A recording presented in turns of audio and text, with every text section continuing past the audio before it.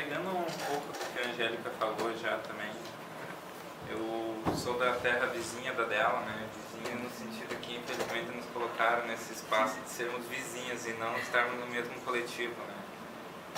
Bom, mas tentando falar, é que a gente é do direito, eu vou tentar evitar não falar do âmbito jurídico, porque senão, né, a turma não é de direito. Mas tentando entrar em aspectos mais diretos assim, da questão indígena como um todo, a Angélica estava trazendo um pouco dessa questão, né, de que nós, apenas indígenas e quilombolas, não vamos vencer essa luta sozinhos, dificilmente. Nós temos 9 aqui na frente, 7, 3, 4, 5, 6, 7 negros e indígenas, né, no total, quilombolas e indígenas. Você acha que, equiparado à sociedade que está aí fora, a gente tem condições de igualdade com essas pessoas, em bater de igual para igual na luta cotidiana, diária, do dia a dia? Dificilmente, né? Nós vamos conseguir estar em pé de igualdade. Só que aquilo, eu queria entrar num aspecto bem direto nesse sentido que, como a luta ela traz resultado, né, não apenas dos indígenas e quilombolas também. Vocês pegam um exemplo bem recente agora, que o Temer tinha, né, emitido um decreto, né, liberando a Amazônia para mineração, exploração de minério como um todo. E foi só a luta coletiva dos povos indígenas e quilombolas e outros, né, e um conglomerado da sociedade, porque esses povos puxaram a luta acima de tudo. Porque se forem ver, alguns ambientalistas criticaram, mas a sociedade civil como todos sabe, tá, mas vamos destruir a Amazônia, tá, beleza, mas é o governo que está decidindo, mas ninguém fez nada, sabe? Se não fosse os indígenas e com o apoio muito do quilombola, que eu vi a nível nacional puxando a discussão e refletindo sobre o tema, não teria sido revogado esse decreto que atualmente foi revogado pelo governo Temer. Então, para ver como um exemplo de luta coletiva ela traz surte resultados positivos para a sociedade também. Porque é isso, muito do que ainda existe da Amazônia é porque tem povos indígenas lá ainda. Não sei se vocês sabem que, né, 60% a 70% dos povos indígenas ainda estão no território da Amazônia como um todo. Mas o que eu queria dizer quanto a isso? Porque é isso, hoje nós éramos em torno de 15 a 16 milhões desde a invasão do Brasil. Nós não éramos 305 hoje somos povos indígenas, né, em torno de 305. Nós éramos milhares de povos no Brasil. Aí vamos entrar naquela discussão que eu detesto entrar numa discussão religiosa, mas é isso. De onde é que surgiram os indígenas se Noé, se só sobraram pessoas com Noé, né, na Arca de Noé? E de onde é que os indígenas surgiram nessa história, nesse paradigma como um todo? Né? E nós temos outras concepções de criação de mundo. Então as pessoas nos dizem, mas eram lá da Ásia, num barco, assim, enfim. Né? Tem toda uma história equivocada contada a nosso respeito enquanto povos também. Então nós éramos milhares de povos indígenas, nós éramos milhares de caingangues, nós não éramos 32 mil. Hoje estamos no Rio Grande do Sul, Santa Catarina e no Paraná. Não éramos apenas guaranis aqui, não era apenas charrua. Charrua estão quase extinto hoje, né, praticamente. Chegaram ao ponto de serem extintos no estado do Rio Grande do Sul. E tem até um filme, não sei se vocês conhecem, O Último Chetá. O Último Chetá. O que sobrou do povo Chetá, por exemplo? Eu recomendo esses filmes, eles trazem um aspecto super, né, realista do que aconteceu com a história desse povo. É super bacana, eu recomendo para vocês terem uma ideia de como é que se chegou ao ápice de se exterminar esses povos. Então ele traz um contexto bem bacana para isso. Eu gosto de trazer recomendações para que o pessoal leve para casa alguma coisa e reflita também, né, e passe a observar alguma coisa nesse sentido. Mas é isso. Nesse sentido de extermínio, de esbulho, de criminalização que a gente vê nessa sequência, nós, povos indígenas, se vocês forem ver, qualquer notícia que sai na TV ou jornal é estampado no jornal lá. Indígenas invadem propriedade tal, indígenas invadem terra do fulano Beltrano. E o que isso passa para vocês? Que nós somos o quê? Invasores, certo? Quando os quilombolas ocupam seus territórios lá, o que acontece? Os quilombolas, um grupo de pessoas ocuparam determinada fazenda e acham que são donos. Ou seja, a própria mídia hoje, vocês sabem que ela é tendenciosa, né? Por que será que eu acho isso? Perpassa a imagem nossa, inclusive de nós indígenas, como sendo indígena aquele da década de 50, 60, o indígena que andava pelado. E a sociedade, quando olha no jornal, os indígenas estão reivindicando seus territórios lá, aí aparece eu e o Marcos e a Angélica lá, mas esses aí não são índios. Já vem automaticamente. Ele tem celular. Exato, ele está com celular. Então, automaticamente eles já nos criminalizam, né, vem todo o aspecto, né, do preconceito, automaticamente, histórico que se fez ao longo de todo o Brasil, que se construiu o Brasil em cima disso, né.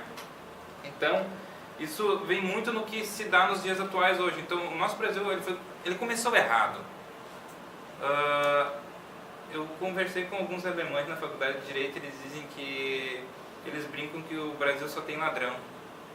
Porque a história que é contada do Brasil na Alemanha é que só veio para o Brasil que não prestava, né? Porque o que vinha da Europa na época, fora os negros que eram, né, que vinham sido cooptados da África e eram escravizados no Brasil, aqui se constituiu um Brasil com quê? Com presidiários da Europa, com gente que automaticamente, só gente que foi renegada pela Europa como um todo. E traziam para o Brasil, porque o Brasil entendiam que o Brasil era o local de despejar todo esse pessoal, né? Então, na Alemanha eles entendem que é isso, que o Brasil só tem gente que não presta. Daí as notícias também já não agradam a nível internacional, né? Mas eles esquecem que ainda aqui, ainda há povos indígenas, há quilombola, há muitos outros povos que aqui ainda constituem esse Brasil, esse território, que realmente representam, né, essa territorialidade que aqui estamos hoje. E esquece, né, de que o nosso país ele é muito mais, ele é pluriétnico, né, multiétnico, né, acima de tudo. Ele não é um único povo aqui que está. Então a nossa imagem também ela é vendida de uma maneira totalmente equivocada lá fora. E isso automaticamente reflete no que a gente tem hoje no Congresso Nacional também, né, que ele nos trata dessa forma. Se você formos ver hoje no Congresso Nacional, nós não temos representatividade indígena, certo? Nós temos representatividade quilombola lá. Por que julgam e fazem, criam lei, inventam e reinventam e fazem o que querem? Fazem o que querem, qualquer um na hora que querem, e não tem ninguém para combater essas pessoas lá. Porque eles sabem que se nós entrar lá, se tem um indígena que entre lá, vocês lembram do Mário Juruna, né? O que o Mário Juruna fez? O único deputado indígena eleito até hoje na história do Brasil, né? Mostrou toda a corrupção que tinha, não que ninguém não soubesse, mas escancarou, né, o que se tinha a nível de Congresso também.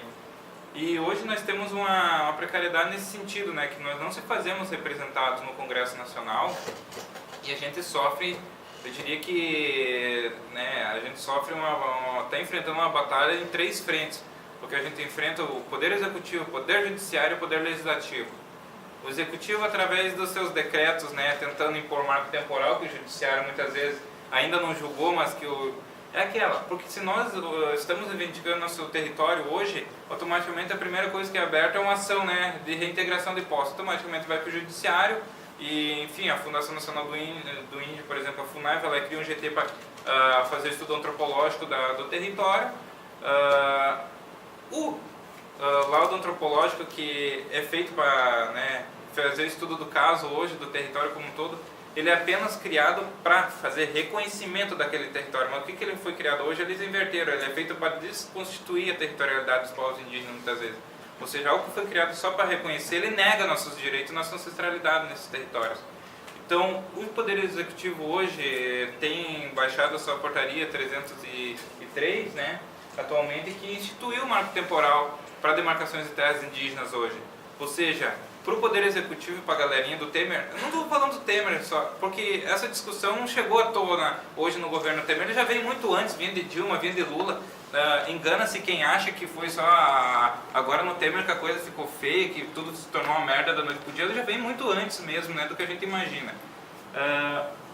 Então a gente já tem no Poder Executivo, na administração pública, baixado esse parecer, né, e esse decreto do Temer, essa portaria 303, que institui que nós, povos indígenas, só temos direito aos nossos territórios quem estava na data da promulgação da Constituição de 1978, né, ou estava na posse daquele território litigando por ele. Ou seja,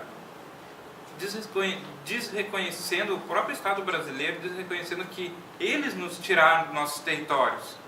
Foi o Estado brasileiro que nos tirou dos nossos territórios e hoje nós estamos onde estamos. Ou porque mas vocês vieram parar tudo na capital aqui, vocês já não têm direito a território. Espera aí, eu vim para a capital ou a capital chegou até mim?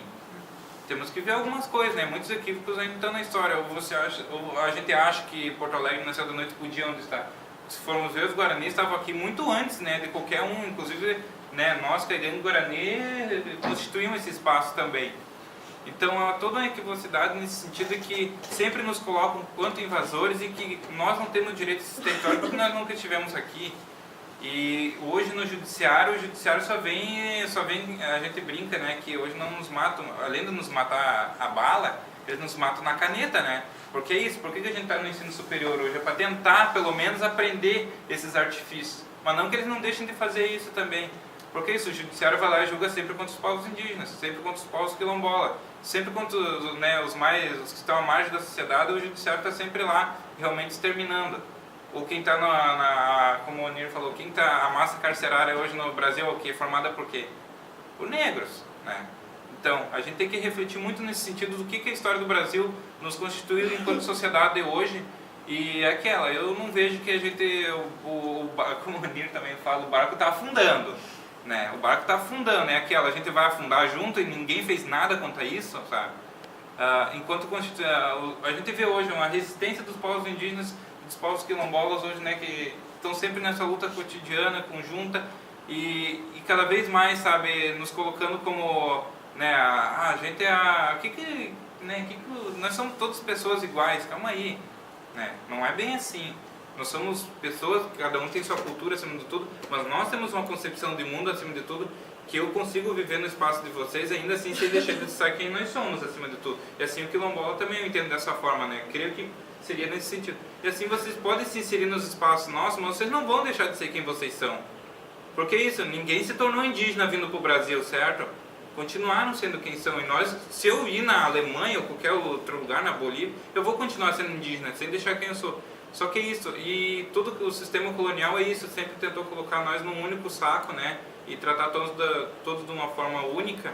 E é isso, tu vê hoje que se tem no estado do Rio Grande do Sul, né? Porque é isso, eu entendo que grande parte do que se tem hoje, por exemplo, no Brasil, a gente vê o estado do Rio Grande do Sul que é um dos estados mais preconceituosos do Brasil, né, hoje. E muito do preconceito que se tem hoje a nível nacional surgiu daqui, ele foi se expandindo a nível nacional. E nós vivemos num momento que a tendência, né, é aumentar ainda mais o preconceito, principalmente contra nós povos indígenas e quilombolas também. Então a gente vem numa luta em várias frentes, porque é isso, é o legislativo querendo tirar a competência do poder executivo para demarcar terra. Mas é aquela, se você vê, os três poderes estão lutando contra nós lutando para não ficar com o executivo para que ele demarque, mas ele não demarca, nós vamos para o legislativo também que é a nossa cabeça, a gente vem para o judiciário está vendendo a nossa cabeça, então está todo mundo, né, e a gente fica nesse sistema entre mãos sem para saber para onde correr. E o que a gente faz? A gente luta contra os três ao mesmo tempo, é isso. Por que a gente está todo dia em Brasília? Por que a gente está todo dia na frente de uma Assembleia? Por que a gente está todo dia retomando um território? Porque é isso, como a gente falou, foi instituído o artigo 232 da Constituição, né, que é reconhecido os nossos direitos, nossos costumes, nossa territorialidade. O artigo 232 vem reconhecer nossa autonomia nesse sentido também. Mas é aquilo, todo o processo demarcatório que se tem hoje, ele é branco. Porque ele é quem vai dizer o que é território para nós. Não os indígenas vão dizer o que é o território para ele, acima de tudo. Ou seja, tudo é pensado de uma forma colonial, de tentando... Porque é isso, eu brinco até que... esses dias me pediram assim, Marcos, venham fazer uma fala sobre o que é direito indígena na nossa comunidade, sobre como as formas de demarcação e tal. Eu fiquei até pensando, poxa, eu vou ir lá fazer uma fala colonial para aquela comunidade, porque é isso, vou estar reproduzindo o colonialismo. Porque eu só disse assim, ó, gente, não adianta a gente acreditar que aquele artigo 231 vai trazer o que é nosso de volta, jamais. A nossa única luta hoje que a gente tem de fato, que realmente surte resultado e é efetiva, é a autodemarcação hoje dos nossos territórios. Porque se a gente pegar lá e ir lá, aquele território é nosso, é aquele território. E não é que nem... Porque isso, o Estado brasileiro fazia muito assim, né? Não, vamos pegar aqueles povos que estão lá, vamos conglomerar todo mundo num local só. Aquilo ali é território para eles. Ou seja, isso nos afunilou muito durante a ditadura militar. Colocaram Votouro com Mamai, Guarita com Mamai. Hoje tem muitas terras indígenas, tipo, tem 5, 6 mil que não tem condições, né, de se habitar num único espaço minúsculo. Daí tu vê vários indígenas, né, migrando para outros espaços. Daí quando eles saem para outros espaços, dizem que aqueles espaços que eles estão ocupando hoje não é mais deles. Ou seja, também, né, uma vez que foram desterritorializados, e agora eles buscam a territorialização, não é mais reconhecido a eles, né. Ou seja, daí diz o que o Onir fala, se tornar mais um CPF quando a gente sai daquele espaço territorial. Então, há uma grande, né, vertente nesse sentido, tentando nos desconstituir enquanto sendo indígena, né, toda a criminalização que a gente sofre hoje pela sociedade como um todo, Mas é isso, a gente entende que a única maneira de se transformar e mudar a realidade que a gente tem hoje é a luta, né? E é aquilo, a gente, enfim, Marcos, por que a galera dos negros, dos quilombolas, indígenas, vocês estão sempre nessa luna contínua e vão achar o que fazer? Por que não vai ser um advogado e vai ganhar dinheiro? Eu disse, pra quê? Né? A nossa luta, a nossa concepção de mundo não é para essa. A gente não veio aqui para ganhar dinheiro, formar numa faculdade, ganhar dinheiro. A gente veio aqui para aprender o instrumento de como se lutar para reverter a situação que a gente está chegando hoje, né? Acima de tudo, não viemos aqui. A concepção de mundo é muito diversa. Enquanto a gente vem para aprender a lutar de uma maneira diversa, além da nossa, outros usam os espaços